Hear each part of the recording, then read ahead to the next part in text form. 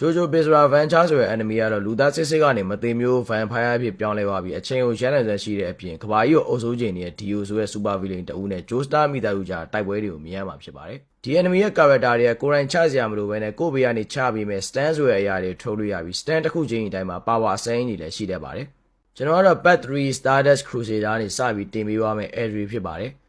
ဒီကနေစားကြည့်ဖို့ဆိုတာပတ်ဝန်းနဲ့ပတ်တူမှာစားခဲ့တဲ့ Dio နဲ့ Joestar မိသားစုကြားရန်ညိုးတွေကိုတိထားဖို့လိုပြီးတော့တွားကြည့်ဖို့မလိုပါဘူးကျွန်တော်ရှင်းပြရေးပါမယ်။မြင်လဲမှပြီးတင်မလို့ဖြစ်နေတဲ့ Joestar ဖိုးရဲ့အသက်ကို Dario Brando ဆိုတဲ့ Dio ရဲ့ဖေကကဲခဲ့ပြီးတော့ Dio ဖေသေးကနီးမှာ Joestar မိသားစုကငါတို့ပေါ်ကျေးဇူးရှိရဆိုပြီးတော့ Joestar ဆန်ရင်ကို Dio ဆေးလုပ်ခဲ့ပါတယ်။ Dio ဖိုးရမွေးစားခဲ့ရင်ပဲဆန်ရင်ရဲ့အရှင်သခင်လေး Jonathan Joestar အမျိုးမျိုးနောက်ဆက်ခဲ့တဲ့ပြင်နောက်ဆုံး Joestar ဖိုးကိုပါတက်ဖြတ်ပြီးတော့သူတို့မိသားစုထိန်းသိမ်းလိုက်တဲ့ကြောက်မဲ့တဲ့ပုံကိုယူပြီးတော့ vampire တစ်ကောင်ဖြစ်လာခဲ့ပါတယ်။ vampire တွေကနေအောင်နဲ့အထီးမှတည်နေတာမို့လို့နေအောင်ခန္ဓာကိုယ်နဲ့တူလောင်ပြီးတော့တိုက်ခိုက်လို့ရတဲ့ Harmon ဆိုတဲ့ပညာရဲ့တစ်မျိုး Jonathan Joestar တင်ယူပြီးတော့ Dio နဲ့တိုက်ခိုက်ဖို့အကြောင်းဖန်လာပါတယ်။နောက်ဆုံးမှ Dio ခေါင်းပြတ်တက်နိုင်ခဲ့ပြီးတော့ Jonathan Joestar တို့ရဲ့ honeymoon ထွက်တဲ့သင်္ဘောပေါ်ကို Dio ခေါင်းပြတ်ကြီးကလိုက်ပါလာခဲ့ပါတယ်။သူ့မှာ body မရှိတော့တာမို့လို့ Jonathan ရဲ့ body ကိုယူဖို့ကြိုးစားရင်ပဲ Jonathan ကတော့ gentleman ပြည်သားသားပဲမိမနဲ့ကလေးကိုကိုလွတ်အောင်ပြေးခိုင်းပြီးသူကိုယ်တိုင်ကတော့ခေါင်းပြတ်ကြီး Dio ကိုပိုက်ပြီးမီးလောင်နေတဲ့သင်္ဘောမှာပဲတည်ဆုံသွားခဲ့ပါတယ်။ဒါပေမဲ့ Dio က Jonathan ရဲ့ body ကိုရိုက်ယူနိုင်ခဲ့ပြီးတော့ Jonathan ရဲ့မိမ Arena ထွက်ပြေးလွတ်မြောက်ခဲ့တဲ့ခေါင်းသလားကြီးရဲ့အောက်မှာပုန်းနေခဲ့ပါတယ်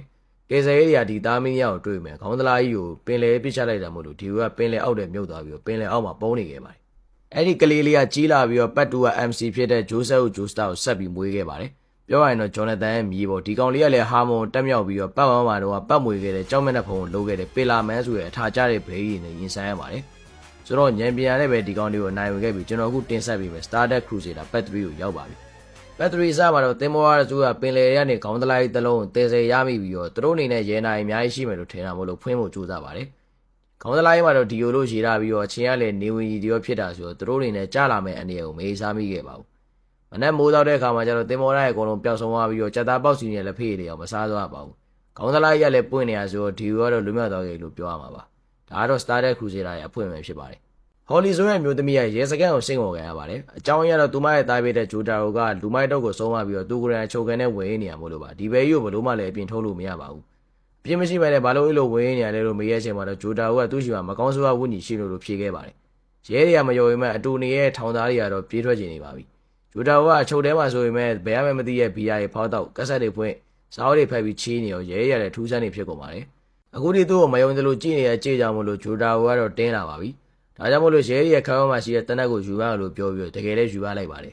။ရဲရတော့အဲ့လက်ကြီးကိုမမြင်ရရင်ပဲသူ့အမေဖြစ်တဲ့ Holly ကတော့မြင်ရပါတယ်။ပြီးတော့ Jotaro ကသူ့ကောင်းသူပြန်ပြီးတနက်နဲ့ပြစ်ပတ်လိုက်ပြီးတော့ကြီးစံအောင်ဖမ်းမလိုက်ပါသေးတယ်။တော်တော်လေးကိုအကျော်သိတဲ့19နှစ်ကျောင်းသားလေးတယောက်ပါ။ Holly ကတော့ထိတ်လန့်နေပြီးတော့နောက်တဲ့ scene တစ်ခုမှာတော့ Tokyo International Airport ပဲဖြစ်ပါတယ်။အဲ့ airport မှာရောက်လာတာကတော့ Joseph Joestar ဖြစ်တဲ့ Holly ရဲ့အဖေပါ။ပြောရရင်တော့ Jotaro ရဲ့အဖိုးပေါ့။ဟုတ်ပါတယ် Joseph Joestar ဆိုတာပတ်တူးမှာပါခဲ့တဲ့ MC ပါပဲ။အခုချိန်မှာတော့အဖိုးကြီးဖြစ်နေပါပြီ။ဒီဘဲကြီးကအမြဲတမ်းပြောနေတတ်ပြီးတော့ဆောင်းရမ်းချမ်းသာတဲ့ဘဲကြီးပါ။ဂျိုးဆက်ကအမေရိကမှာနေတာဖြစ်ပြီးတော့သူ့သမီးခေါ်လို့ဂျပန်ကိုလာလဲတာဖြစ်ပါတယ်။အလဲလာတာတော့မဟုတ်ပါဘူး။သူ့သမီးကအရေးကြီးကိစ္စတစ်ခုရှိရဆိုလို့အားချင်းလာပေးရပါ။ဘာကိစ္စလဲလို့မေးရဲ့အချိန်မှာတော့ Holly ကဂျိုးတာတော်အကြောင်းကိုပြောရပြီးတော့သူတယောက်တည်းမြင်ရတဲ့ခင်းရောက်လက်ကြီးအကြောင်းကိုပြောရခဲ့ပါတယ်။အဲ့ချိန်မှာပဲဂျိုးဆက်ကအံ့ဩသွားပြီးတော့တေချာမေးပါတယ်။အဲ့လက်ကြီးကိုမင်းတယောက်တည်းမြင်ရတေချာလားပေါ့။ Holly ကတေတော့မတေချာရင်ပဲသူမြင်လိုက်ရပါလို့တေချာပြောလိုက်ပါတယ်။အဲ့ဒါနဲ့ပဲဂျိုးဆက်ကိုဂျိုးစားဘေးမှာရှိတဲ့သူ့မိတ်ဆွေကြီးကိုလက်ဖြောက်တီးပြီးတော့သွားဖို့ခေါ်လိုက်ပါတယ်။မိတ်ဆွေကြီးကလည်းနောက်ကနေတလန်းချင်းလိုက်လာပြီးတော့ဂျိုးဆက်တို့လူဆိုတာရဲစကန်ကိုရောက်ခဲ့ပါပြီ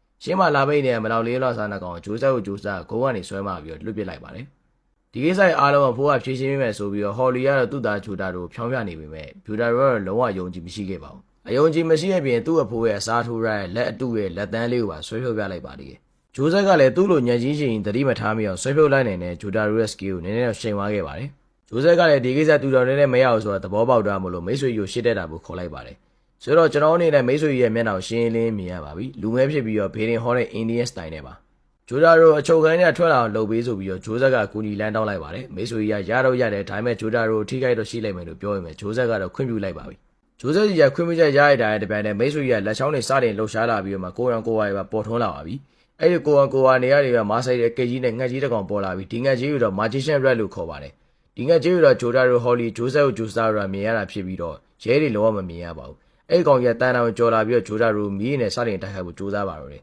။နောက်ဆုံးမှတော့မီးအကွင်းကြီးထုတ်ပြီးဂျိုတာတို့နိုင်နဲ့ဖမ်းချုပ်တာတွေပါတယ်။ရဲတွေမမြင်ရရင်ပဲအခန်းရဲ့အပူချမ်းတဖြည်းဖြည်းတိုးလာတော့တတိထောင်ကြီးပါတယ်။ နောက်ဆုံးမှာဂျိုဒါရောကပြန်နေတိုက်ခိုက်ဖို့ဆုံးဖြတ်လိုက်ပြီးတော့သူ့ကိုယ်ရဲ့ခန်းရအောင်အကောင်ကြီးကိုထုတ်လိုက်ပါတယ်ဒီကောင်ကြီးကလည်းမာဆေးတွေအကယ်ကြီးနဲ့ဖြစ်ပြီးတော့ဂျိုဒါရောလို့အကြီးကြီးပါပဲရှေ့မှာရှိတဲ့မာချီရှက်ရဲ့ level ကိုလှမ်းပြီးညှစ်လိုက်တာမိတ်ဆွေကြီးရဲ့ level ကိုညှစ်ပြီးသားဖြစ်သွားပါတယ်မိတ်ဆွေကြီးပြောတာတော့ဂျိုဒါရောကရန်တတ်မာတာဖြစ်ပြီးတော့သူဒီလိုဆက်လုပ်နေမယ်ဆိုရင်ဂျိုဒါရောဆေးရုံရောက်အောင်လုပ်ရလိမ့်မယ်ဆိုပြီးပြောလိုက်ရင်ပဲဂျိုးဆက်ကိုဂျိုးစားတော့မကြောက်ရွံ့ပဲလှုပ်ရှင်ရလို့ဆိုပြီးပြောလိုက်ပါတယ်အဲအချိန်မှာပဲမိတ်ဆွေကြီးကနောက်တစ်ခွက်ထပ်ပြီးထုတ်လိုက်ပါပြီဒီတကားတော့မီးတိုင်နဲ့ဂျိုဒါရောဖမ်းချုပ်လိုက်တာဖြစ်ပြီးတော့တန်တိုင်နဲ့ဆွဲပြီးကတ်လိုက်ပါတယ်ဒီချိန်တွေကဘေးကနေမမြင်ရတဲ့သူတွေကြည့်ရင်တော့စောက်ယူလိုကြီးဖြစ်နေပါပါဒါပေမဲ့ဂျိုဒါရိုဆိုတာလှုပ်ရှင်ရလို့ငြိမ်ခဲနေတဲ့ចောင်းသားလေးမဟုတ်တာမို့လို့နောက်မှရှိတဲ့စပွဲကိုကန်ပြီးတော့အိမ်သားကိုလမ်းပြီးဖြတ်စီလိုက်ပါတယ်အိမ်သားကနေပန်းထွက်လာတဲ့ရှီလေးကြောင့်မာတီရှန်ရဲ့မီးတိုင်ငြိမ်းသွားတဲ့အချိန်မှာတော့ဂျိုဒါရိုရဲ့ကိုရီးယားနေခင်းရောင်ကောင်ကြီးထွက်လာခဲ့ပါပြီဒီကောင်ကြီးအားမဲ့ပြင်းတဲ့တန်တိုင်တွေကိုကွေးပြီးတော့ချုံမှချုံပြီးရှေ့မှာရှိတဲ့မီးကောင်ကြီးကိုတတ်ဖို့ကြိုးစားပါတော့